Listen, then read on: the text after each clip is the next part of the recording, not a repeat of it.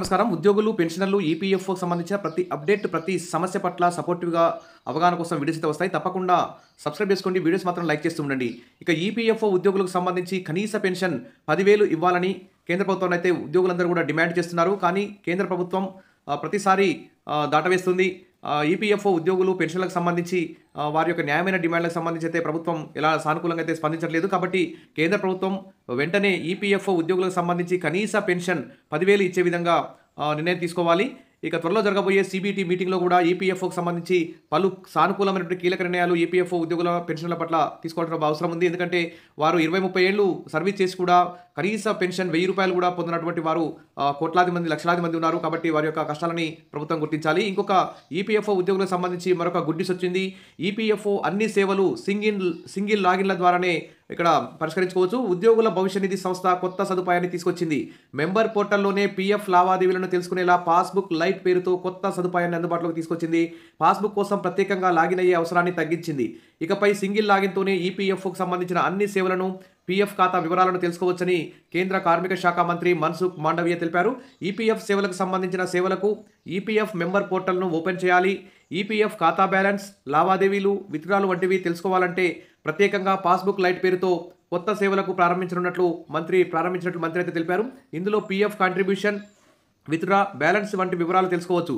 సమగ్ర వివరాలు, గ్రాఫిక్స్తో కూడిన సమాచారం కావాలంటే పాస్బుక్ పోర్టల్ను వినియోగించుకోవచ్చని తెలిపారు. దీనివల్ల యూజర్ ఎక్స్పీరియన్స్ మెరుగుపడడంతో పాటు సింగిల్ లాగిన్తోనే ముఖ్యమైన సేవలు పొందవచ్చని మంత్రి మన్సుఖ్ మాండవీయ వివరించారు. ఇక ట్రాన్స్ఫర్ సర్టిఫికేట్, పీఎఫ్ సేవల్లో మరింత పారదర్శకత తీసుకొచ్చేందుకు అనెక్సర్ కే ట్రాన్స్ఫర్ సర్టిఫికేట్ను ఆన్లైన్లో అందుబాటులోకి తీసుకొచ్చారు. ప్రస్తుతం ఉద్యోగులు ఎవరైనా ఉద్యోగం మారినప్పుడు, సంస్థ మారినప్పుడు, కంపెనీ మారినప్పుడు వారి పీఎఫ్ ఖాతాలు వేరే పీఎఫ్ కార్యాలయానికి బదిలీ అవుతాయి. ఈ క్రమంలోనే పాత పీఎఫ్ కార్యాలయం నుంచి కొత్త కార్యాలయానికి ట్రాన్స్ఫర్ సర్టిఫికేట్ వెళ్తుంది. ఇప్పటి వరకు ఈ సర్టిఫికేట్ కేవలం పీఎఫ్ ఆఫీస్లో మాత్రమే అందుబాటులో ఉంటుంది.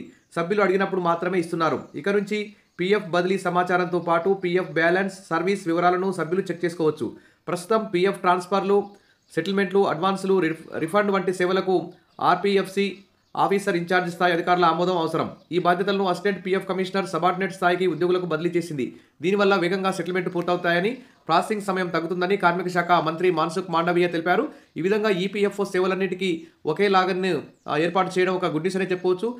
సెటిల్మెంట్లు కూడా ఫాస్ట్ ట్రాక్ ద్వారా స్పీడ్గా అయ్యే అవకాశం ఉంది.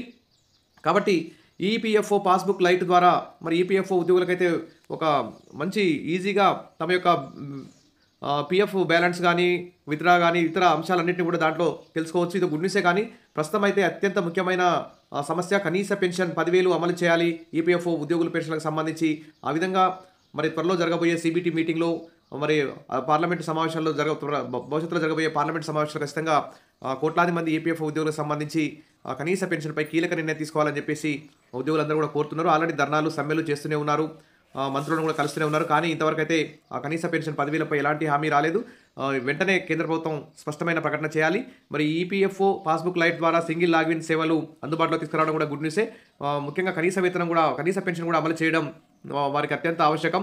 ఎందుకంటే వారికి వృద్ధాప్యంలో వారి యొక్క జీవితం సుఖప్రదంగా కొనసాగాలంటే వారికి కనీస పెన్షన్ 10,000 రావాల్సిన అవసరం ఉంది. ప్రస్తుత ధరలు పెరిగాయి కాబట్టి ప్రభుత్వం ఆ దిశగా చర్యలు తీసుకుంటుందని చెప్పి ఆశిద్దాం. Wish all the best. మన ఛానల్లో ఈపీఎఫ్ఓ ఉద్యోగులు, పెన్షనర్లు సంబంధించి సపోర్టివ్గా ప్రతిసారి వీడియోస్ అయితే వస్తాయి. తప్పకుండా సబ్స్క్రైబ్ చేసుకోండి. వీడియోస్ మాత్రం లైక్ చేయండి. మీ ఫ్రెండ్స్కు అందరికీ షేర్ చేయండి. Thank you.